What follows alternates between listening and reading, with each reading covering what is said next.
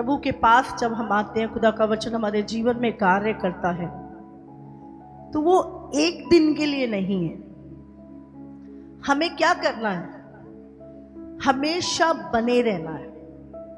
हाँ, अगर आप बाइबल पढ़ें तो बाइबल हमें बताती है कि जब जब इजराइली परमेश्वर के जो लोग थे परमेश्वर के पीछे चलना छोड़ देते थे तो वो बड़ी मुसीबतों में पड़ जाते थे।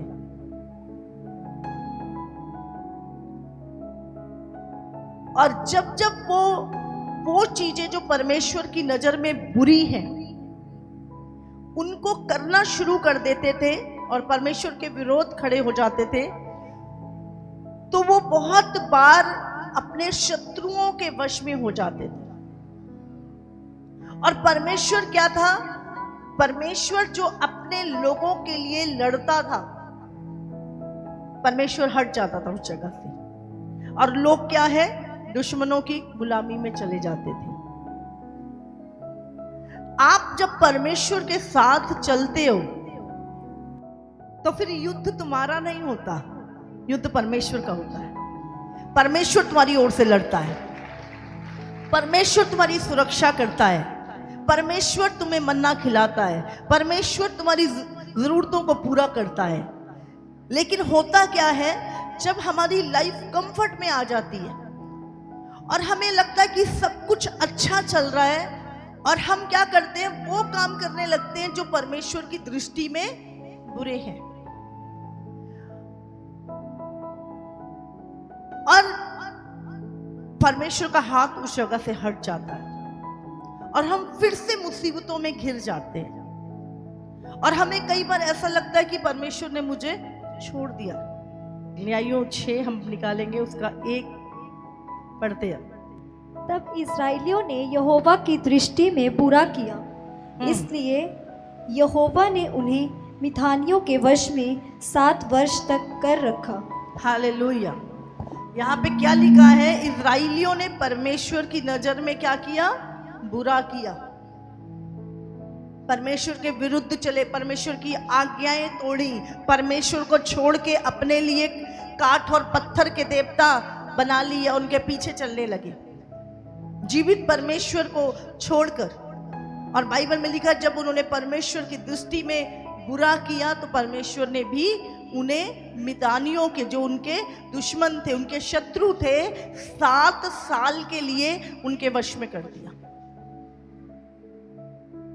हम आज कभी भी कोई मनुष्य जब भी उसकी लाइफ में कोई प्रॉब्लम आती है, वो अपनी गलतियों को नहीं देखता कि ये चीज मेरे साथ हो रही है तो क्या है, मेरी प्रॉब्लम कहाँ पे है, कुछ तो मैंने गड़बड़ की है, कहीं तो कोई चूक हुई है कि मेरी जीवन में ये चीज हो रही है। पर हम क्या करते हैं? हम अपने आप को तो सही कर लेते हैं और हम कभी परमेश्वर पे सवाल उठाते हैं, कभी किसी को, कभी कुछ सोचते हैं और फालतू चीजें सोचते हैं। क्या लिखा है? उन्होंने परमेश्वर की दृष्टि में बुरा किया और परमेश्वर क्या है? उस जगह से हट गया और वो 7 साल दुश्मनों के वश में है। 7 साल दुश्मन कौन? हो सकता है बीमारी, हो सकता है कर्जे, हो सकता है बहुत सारी और प्रॉब्लम। तो आज हमारे जो शत्रु हैं वो अंधकार की शक्तियां हैं और उनके काम हमारे जीवन में हो सकता है पाप, हो सकता है प्रॉब्लम्स मैरिज में, हो सकता है बच्चों के, कुछ भी, कहीं भी शैतान कार्य कर सकता है।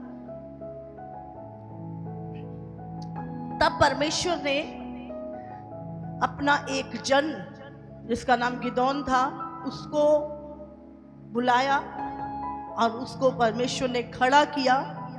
और बाइबल में लिखा है, जब उनके ऊपर क्या हुआ? बहुत मुसीबत आई, यहां तक कि उनका जो रखा हुआ अन्न होता था वो भी दुश्मन चुरा लेते थे और वो छुप छुप के थोड़ा थोड़ा चीजें बचा के रखते थे ताकि वो पेट भर सके।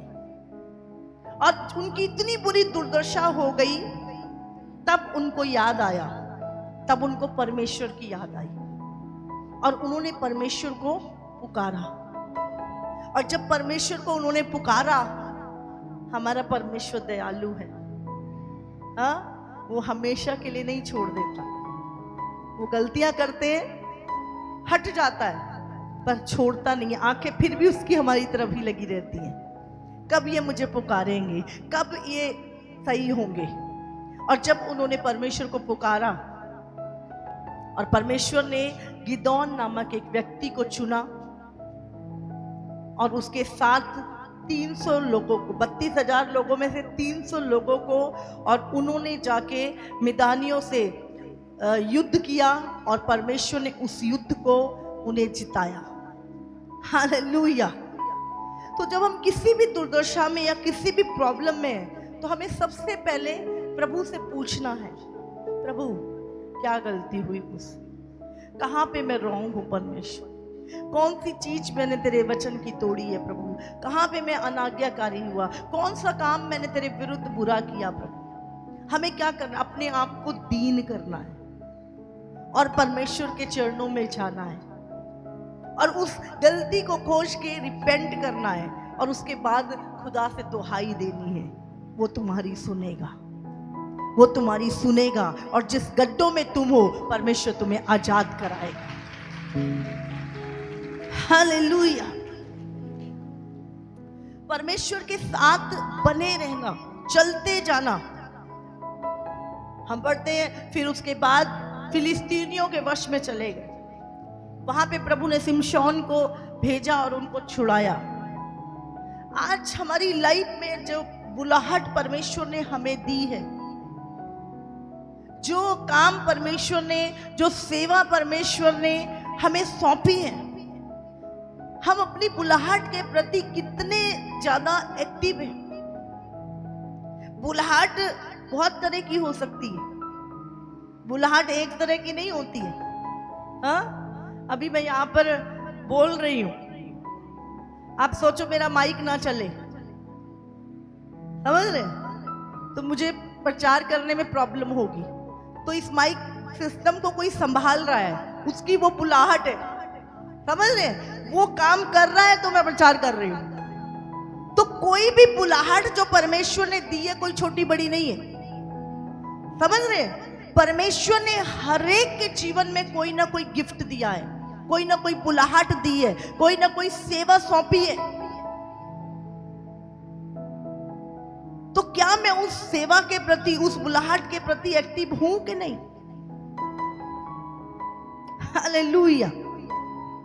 एक वचन निकालेंगे हम, फिलिमोन 1:24। और मरकुस और अर्स्तित्युस और डेमास और लूका जो मेरे सहकर्मी हैं, इनका तुझे नमस्कार। यहाँ पर पौलुस का एक सहकर्मी है जिसका नाम है देमास, जो उसके साथ परमेश्वर की सेवा करता था, अपनी बुलाहट में साथ रह के खुदा के कामों को किया करता था। लेकिन बाइबल हमें बताती है कि एक टाइम आया, कुलस्सियों 4 उसका 14 भी हम निकालेंगे। प्रिय वैद लूका और देमास का तुम्हें नमस्कार। हाँ, यहाँ पर देमास जो था वो अपनी बुलाहट में बहुत एक्टिव था और पौलुस के साथ परमेश्वर की सेवा किया करता था, उसका सहकर्मी था, उसके साथ साथ रहता था। लेकिन क्या हुआ, अब एक वचन और निकालेंगे, 2 तीमुथियुस उसका 4:10। क्योंकि देमास ने इस संसार को प्रिय जानकर मुझे छोड़ दिया है और थिस्सलुनीके को चला गया है। हालेलुया। आप जानते हैं बहुत सारे लोग अपनी अच्छी विश्वास की दौड़ को शुरू करते हैं, पर शुरू करना कोई बहुत बड़ी बात नहीं है।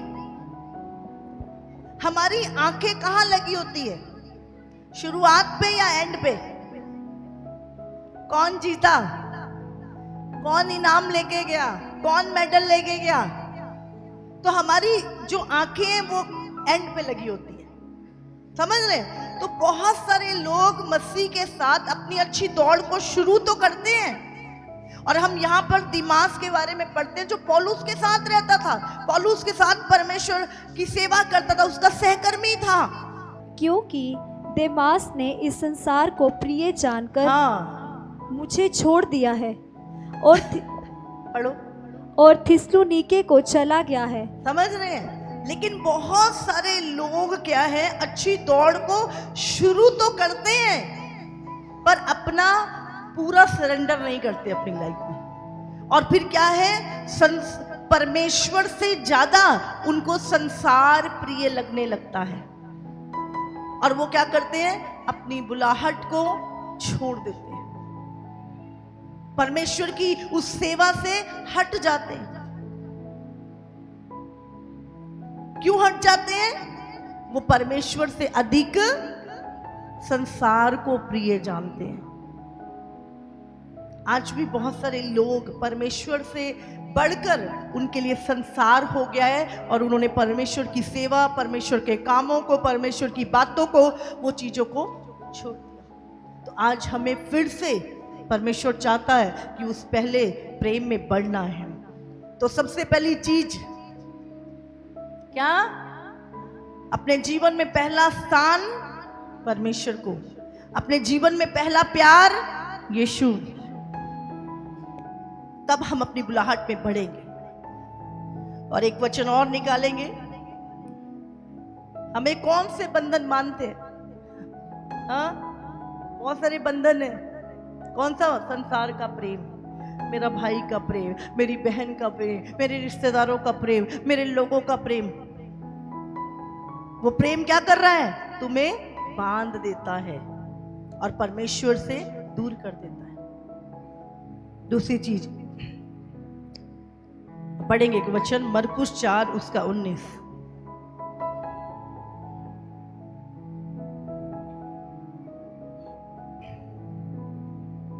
जल्दी जल्दी निकालेंगे।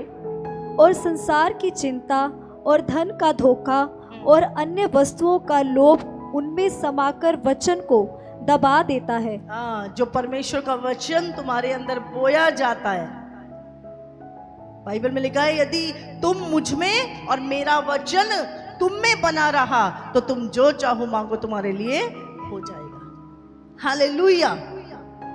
लेकिन कौन सी चीजें हैं जो हमें बांधती हैं, प्रभु से दूर करती हैं? पढ़ेंगे इसको। 3 चीजें यहाँ पे लिखी हैं। संसार की चिंता। संसार की चिंता क्या है? क्या खाएंगे, क्या पिएंगे, क्या पहनेंगे। पूरे संसार को इसी बात की चिंता है। जब से पैदा हुए खा भी रहे हैं, पहन भी रहे हैं, पी भी रहे हैं, फिर भी इन्हीं बातों की चिंता जो रोज कर रहे हैं। क्या खाएंगे, क्या पिएंगे और क्या पहनेंगे। पूरा संसार इस समय इसी चिंता में। तो ये क्या संसार की चिंता है। आगे क्या पढ़ो दोबारा। और संसार की चिंता और धन का धोखा। और संसार की चिंता, दूसरा धन का धोखा। आज सबसे अधिक लोगों को कौन धोखा दे रहा है? अपनी बुलाहट से कौन दूर कर रहा है? धन का धोखा। उनको लग रहा है धन होगा तो हमारी लाइफ इजी होगी, लेकिन बाइबल हमें बताती है कि मनुष्य का जीवन धन की बहुतायत से नहीं है। प्रभु ने कहा, मैं जो जीवन तुम्हें देता हूं वो भरपूरी और बहुतायत का है। हालेलुया। आज बहुत सारे करोड़पति भी अंदर से खाली हैं, सुसाइड कर लेते हैं। वो खालीपन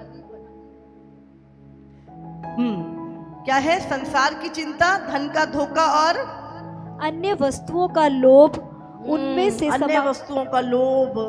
उसके पास ये है, मेरे पास ये होना चाहिए, ये होना चाहिए, ये होना चाहिए। तो क्या है? अन्य वस्तुओं का लोभ। हाँ, आगे। और अन्य वस्तुओं का लोभ उनमें समाकर वचन ये को सारी चीजें उनके अंदर समा के हाँ दबा देता है। वचन, जो परमेश्वर का वचन, परमेश्वर की बुलाहट, परमेश्वर का प्रेम, ये सारी चीजें क्या कर देती हैं? वचन को तुम्हारी लाइफ से दबा देती, और ताकि तुम वो फल ना ला सको जो फल लाने के लिए परमेश्वर ने तुम्हें बुलाया है। हालेलुया। तो आज हमें ध्यान देना है कि हमें कौन सी चीजें जो हमारे प्रेम को ठंडा कर रही हैं, हमारे उत्साह को कम कर रहे हैं, हमारी बुलाहट से हमें रोक रही हैं। लूका 9 उसका 59, परमेश्वर ने क्या बोला? हल पे हाथ रख के पीछे की ओर देखने वाला मेरे योग्य नहीं। जब आप परमेश्वर के पीछे चल रहे हो, पहले ही ठीक था, दारू भी पी लेता था, पहले ही ठीक था, ये भी कर लेता था, पहले ही ठीक था, ये भी कर, अभी क्या कर रहे? पिछले जीवन को, पिछले पाप वाले जीवन को मुड़ मुड़ के देख रहे। प्रभु कहता वो व्यक्ति मेरे योग्य नहीं। हमें आगे की ओर ही बढ़ते जाना है। पढ़े।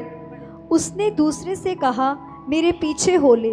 उसने कहा, हे प्रभु, मुझे पहले जाने दे कि अपने पिता को गाड़ दूं। तो यहाँ पर जो लोग परमेश्वर के कामों से ज्यादा फीलिंग में जीते हैं, प्रभु मैं अपने पिता को गाड़ दूं।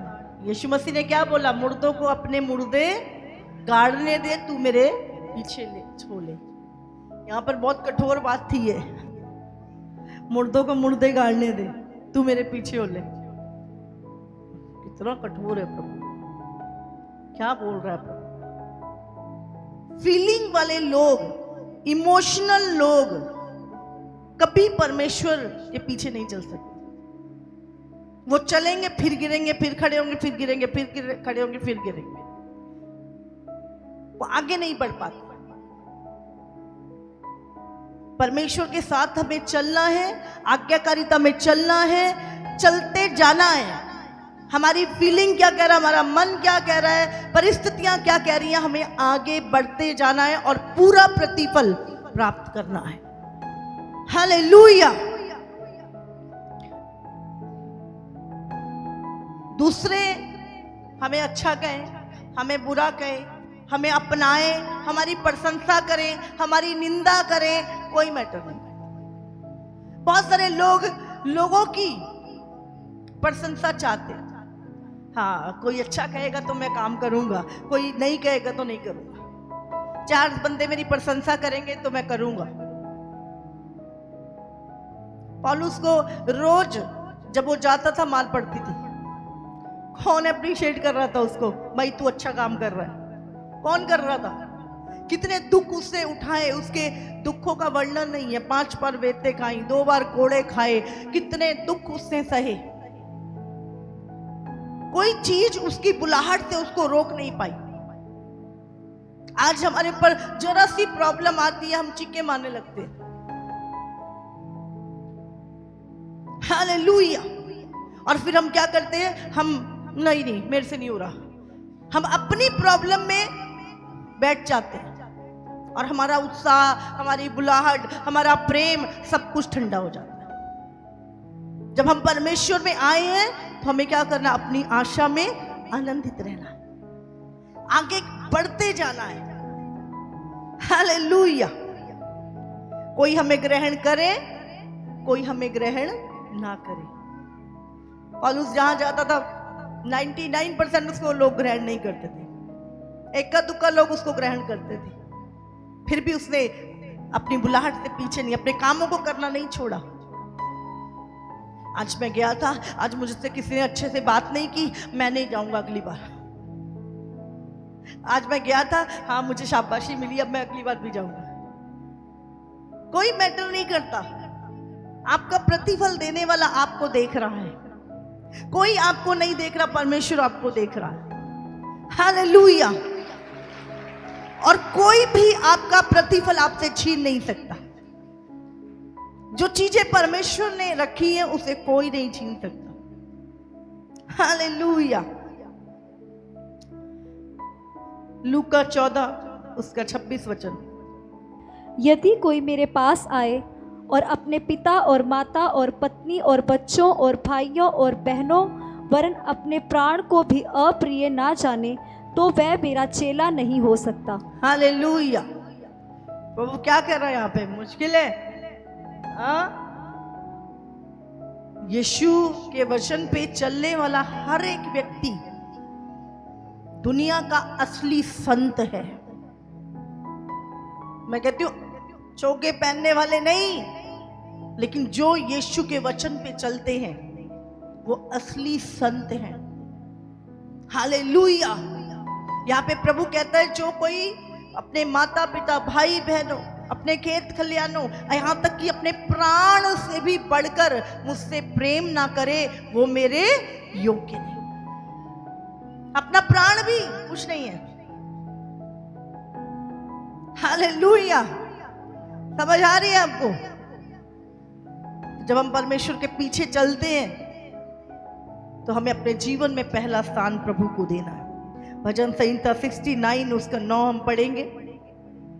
यहाँ पर दाऊद कहता है क्योंकि मैं तेरे भवन की धुन में जलते जलते भस्म हो गया। परमेश्वर के लिए एक जलन अपने अंदर, प्रभु के कामों के लिए एक जलन अपने अंदर, परमेश्वर के प्रेम के लिए एक जलन हमारे अंदर होनी चाहिए।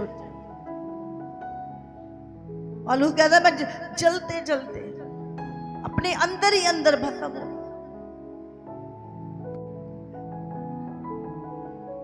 भजन संहिता 27 उसका 4।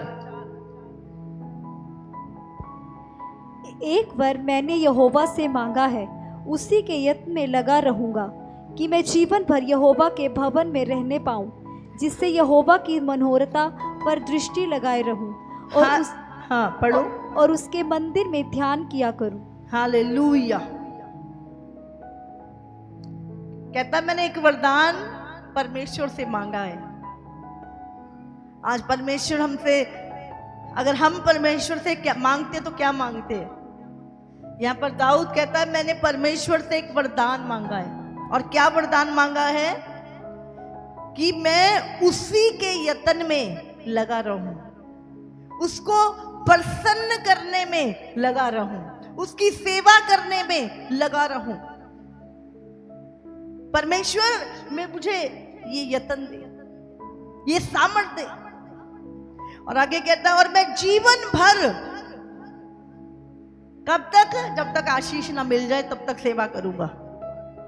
हाँ, जब तक मैं कुछ बन ना जाऊं तब तक सेवा करूंगा।